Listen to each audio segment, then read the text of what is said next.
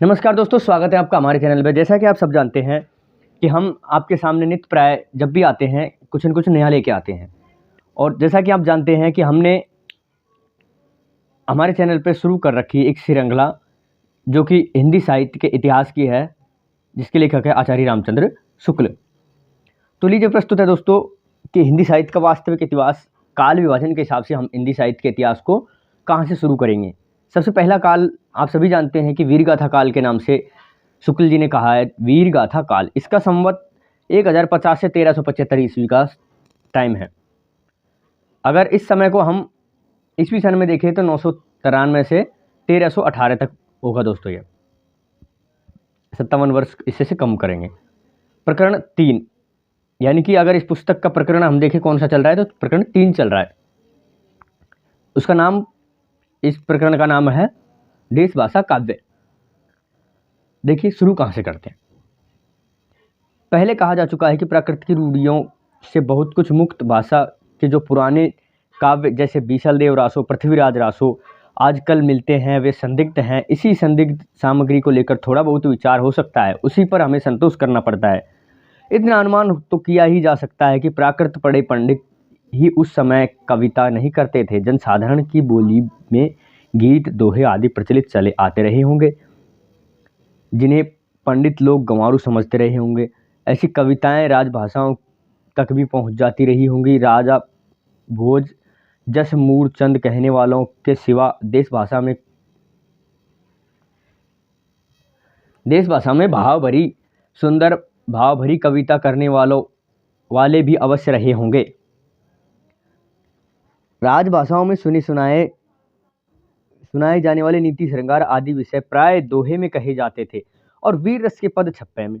राजाश्रित कवि अपने राजाओं के शौर्य, पराक्रम और प्रताप का वर्णन अनूठी उक्तियों के साथ किया करते थे और अपनी रचनाओं के रक्षित रहने का अधिक सुविधा वे राज्य के पुस्तकालयों में रक्षित रहती थी। भट्ट और चारणों की परंपराओं में चलते रहने में उनमें फेरफार भी बहुत कुछ होता रहा। इसी रक्षित परंपरा की सामग्री हमारे हिंदी साहित्य के प्रारंभिक काल में मिलती है। इसी से ये वीरगाथा काल कहा गया है।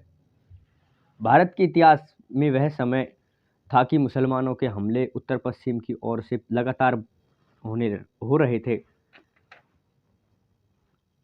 इनके धक्के अधिकतर भारत के पश्चिम प्रांत के निवासियों के सहने पड़ते थे, जहां हिंदुओं के बड़े बड़े राज्य प्रतिष्ठित थे। गुप्त साम्राज्य के ध्वस्त होने पर हर्षवर्धन मृत्यु संवत 804, हर्षवर्धन की मृत्यु 804 में इन्होंने बताई है। कहने का मतलब ये है, अगर यहाँ से सामग्री आपको मिल सकती है तो ये है। हर्षवर्धन की मृत्यु के उपरांत भारत का पश्चिम भाग ही भारतीय सभ्यता के बल वैभव का केंद्र रहा था। कन्नौज, अजमेर, इलाहाबाद आदि बड़ी बड़ी राजधानियां इधर ही प्रतिष्ठित थी। उधर की भाषा शिष्ट भाषा मानी जाती थी। कवि, चारणक आदि उसी भाषा में रचना करते थे। प्रारंभिक काल में जो साहित्य हमें उपलब्ध है उसका आविर्भाव उसी भूभाग में हुआ, अतः यह स्वाभाविक है कि उसी भूभाग की जनता की चित्तवृत्तियों की छाप उस साहित्य पर हो।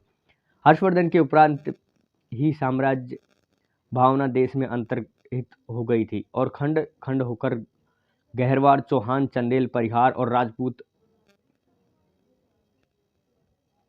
पश्चिम की ओर प्रतिष्ठित थे। वे अपने प्रभाव वृद्धि के लिए परस्पर लड़ते थे और लड़ाई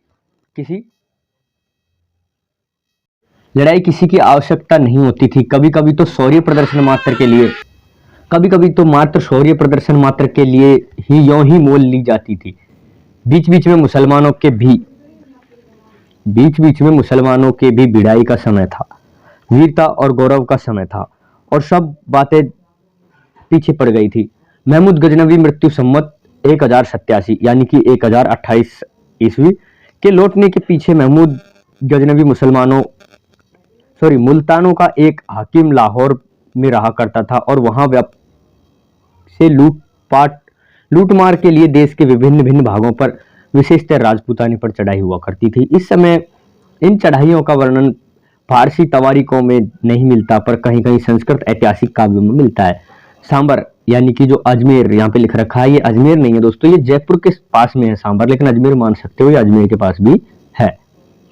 सांबर अजमेर का चौहान राजा दुर्लभ राज द्वितीय मुसलमानों के साथ युद्ध करने में मारा गया और अजमेर बसाने वाले अजय देव ने मुसलमानों को परास्त किया। अजय देव के पुत्र अर्णोराज यानी आना के समय में मुसलमानों की सेना भी फिर पुष्कर की घाटी लांघकर उस स्थान पर पहुंची जहां अब आना सागर है। अर्णोराज ने उस सेना का संहार कर बड़ी भारी विजय प्राप्त की। वहां म्लेच्छ मुसलमानों का रक्त गिरा था और उससे उस स्थान को अपवित्र मानकर वहां अर्णोराज ने एक एक बड़ा तालाब बना दिया था जो आना सागर कहलाया। आना के पुत्र भीषल देव यानी विग्रहराज चतुर्थ के समय वर्तमान किशनगढ़ राज्य तक मुसलमानों की सेना चढ़ आई, जिसे परास्त कर भीषल देव आर्यव्रत के मुसलमानों को निकालने के लिए उत्तर की ओर बढ़ा। उसने दिल्ली और झांसी के प्रदेश पर अपने राज्य में मिलाए और आर्यव्रत के एक बड़े भूभाग से मुसलमानों को निकाल दिया। इस बात का उल्लेख दिल्ली में अशोक लेख वाले शिवालिक स्तंभ पर खुदे हुए बीसल देव के विक्रम संवत 1220 के लेख में पाया जाता है। शहाबुद्दीन गोरी पृथ्वीराज पर चढ़ाई यानी कि संवत 1247 के पहले भी गोरियों की सेना ने नाडोल पर धावा किया पर उसे हार कर लौटना पड़ा। इसी प्रकार महाराज पृथ्वीराज के मारे जाने पर दिल्ली और अजमेर पर मुसलमानों का अधिकार हो जाने के पीछे भी बहुत दिनों तक राजपूताने आदि में स्वतंत्र हिंदू राजा थे जो बराबर मुसलमानों से लड़ते रहते।